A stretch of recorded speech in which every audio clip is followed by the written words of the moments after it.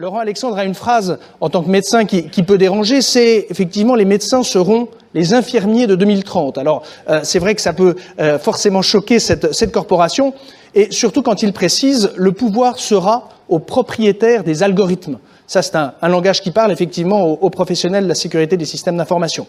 En fait, l'objectif étant que le corps humain devienne contaminable potentiellement par un virus informatique avec l'introduction des technologies bioniques. Alors, on va parler de biopirates, de police génétique, et effectivement avec tous les débordements possibles et les atteintes à l'intégrité et à l'identité de ce qu'est l'individu. Nous sommes dans un siècle à l'évidence vertigineux. Le séquençage de l'ADN, le bricolage du vivant, est en fait un amuse-bouche par rapport au neurobricolage et au neurohacking. Tant notre identité est fondée sur notre cerveau. Nous sommes ce qu'est notre cerveau. Le cerveau était un sanctuaire. Même les dictatures ne pouvaient pas réellement rentrer dans notre cerveau. Un petit peu sous la torture, mais on pouvait quand même mentir sous la torture. Avec les technologies NBIC, les neurotechnologies, nous allons rentrer dans un monde où notre cerveau ne sera plus un sanctuaire. Et ça change tout. Le problème du cerveau est important parce que nous sommes notre cerveau, notre identité, c'est notre cerveau. Nos idées, notre conscience, notre âme, c'est la conséquence de l'état de nos connexions neuronales et synaptiques. Et d'ailleurs, quand on abîme son cerveau, on est mal. Vous avez tous reconnu Schumacher.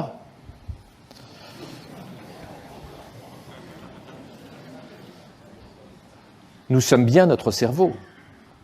Et comme vous le savez, Schumacher est bien fatigué. Au-delà de notre cerveau, on voit bien comment les prothèses qui nous entourent, les objets connectés, deviennent des extensions de notre corps et de notre cerveau. Comment l'iPhone et autres smartphones sont en train de devenir des assistants médicaux et des assistants neuronaux. C'est la raison pour laquelle il faut raisonner non pas au niveau du cerveau tout seul, mais avec ces prothèses. Le web, l'Internet et nos différentes prothèses, notamment chez les malades, les implants rétiniens, les implants cochléaires, les implants intracérébraux chez les malades qui ont une maladie de Parkinson, etc., etc. Et demain, les implants que les gens sains auront, également la Google Glass, les lentilles, etc., etc. Les GAFA ont un projet démiurgique et développent l'ensemble des nanotechnologies, biotechnologies, informatiques et sciences cognitives. La cognitique réunissant les algorithmes, l'intelligence artificielle, les sciences du cerveau et la robotique. Comme vous le savez, elles sont régies par des lois exponentielles. Ce sont ces lois exponentielles qui expliquent que le coût des enzymes qui modifient l'ADN a été divisé par 1000 en 5 ans et 10 000 en 7 ans, que le coût du séquençage ADN a été divisé par 3 millions en 10 ans, et ça va avoir un impact très important sur vos métiers. Le fait que la puissance des serveurs informatiques est multipliée par 1 milliard tous les 31 années à l'heure actuelle. Mais je ne vais pas vous apprendre la loi de Moore. Le hacking cérébral, il a deux composantes, comme je vous disais tout à l'heure. La lecture et l'écriture. Et l'editing. Bien sûr, la lecture va aller plus vite que l'editing. C'est comme en génétique. C'est plus facile de lire nos chromosomes que de les modifier. C'est plus facile de faire le plan de l'Amazone que de détourner le fleuve Amazone. La lecture du cerveau. Comment va-t-on lire dans votre cerveau dans les années qui viennent? On va se servir du séquençage ADN. Le séquençage ADN ne va pas nous dire ce que vous avez comme souvenir, mais va nous donner des informations extrêmement importantes sur votre structure mentale. Par exemple, il y a une base chimique sur les 3 milliards de changer qui entraîne des modifications importantes de l'empathie. Dans le gène qu'on appelle l'ocytocine, il y a un variant génétique où il y a une modification d'un ATCG et ça entraîne, selon qu'on a ou pas la mutation, une empathie forte ou une empathie faible. Et des exemples comme ça, il y en a des milliers. Lire votre ADN permet de connaître vos patterns psychanalytiques et psychologiques et donc de mieux vous manipuler grâce aux enregistrements cérébraux. En analysant les ondes cérébrales avec les nouvelles technologies, pas l'électroencéphalogramme des années 60, on peut savoir beaucoup de choses sur vous. Et puis, on va utiliser les enregistrements des différentes prothèses que nous allons avoir, car nous allons être de plus en plus interfacés avec des prothèses électroniques pour approcher ce qu'il y a dans notre cerveau. L'analyse du fonctionnement cérébral, la connaissance de tous les liens entre nos neurones et nos synapses, qu'on appelle le connectome, et on a 100 000 milliards de connexions dans notre cerveau, à peu près 100 milliards de neurones, chaque neurone ayant 1000 synapses avec des neurones plus ou moins voisins. Le connectome progresse vite, au fur et à mesure que la puissance informatique augmente. On va, dans les années qui viennent, analyser des paquets de quelques millions de neurones, puis quelques milliers, puis analyser à distance le fonctionnement des neurones individuellement.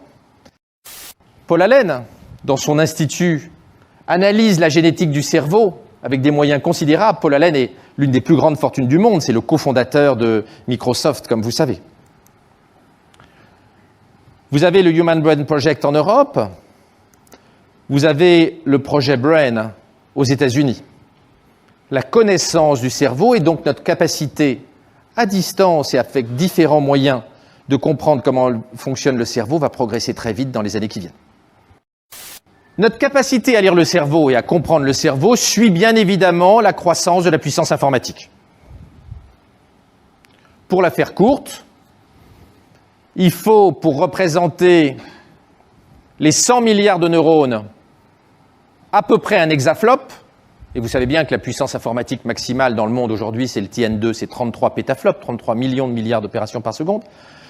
Donc il va falloir attendre 2018-2019. Pour représenter toutes les synapses, il faut un zetaflop, 1000 milliards d'opérations par seconde, à peu près, c'est ce qu'estiment les neuroscientifiques. Et pour simuler complètement le cerveau, on estime qu'il faut un iotaflop, c'est-à-dire 1 million de milliards d'opérations par seconde, quelque chose qu'on devrait avoir au tournant des années 2040. La puissance informatique est fondamentale. Bien sûr, la connaissance de plus en plus subtile qu'on va avoir va poser des problèmes. On a bien vu que la NSA a menacé d'une amende de 250 000 $ par jour Yahoo s'il n'ouvrait pas la backdoor pour avoir accès à nos enregistrements sur Yahoo. Il est clair que demain, la NSA cherchera à avoir une backdoor sur notre cerveau au fur et à mesure où des acteurs neurotechnologiques auront un accès en lecture à notre cerveau. Pour mieux contrôler Al-Qaïda, il est à craindre que la NSA pense que la neurotechnologie soit plus efficace que les tortures à Guantanamo. Ces technologies sont en plein développement et nous ne sommes qu'au tout début. Vous voyez bien qu'en hackant ces dispositifs, en hackant un implant cochléaire, on peut donner des hallucinations auditives à quelqu'un. En hackant un implant rétinien, on peut donner des fausses images à quelqu'un. Vous voyez qu'au travers de tous ces dispositifs médicaux, il est possible de hacker le cerveau dès à présent. Mais maintenant, nous allons rentrer dans le dur. Chez l'animal, et dans pas longtemps chez l'homme, on commence à pouvoir modifier les souvenirs, supprimer des souvenirs. Alors, je vous expliquerai pas comment on vérifie qu'une mouche on a modifié un souvenir chez la mouche, c'est un peu compliqué, mais on a des protocoles pour savoir qu'on est capable de mettre un souvenir ou de retirer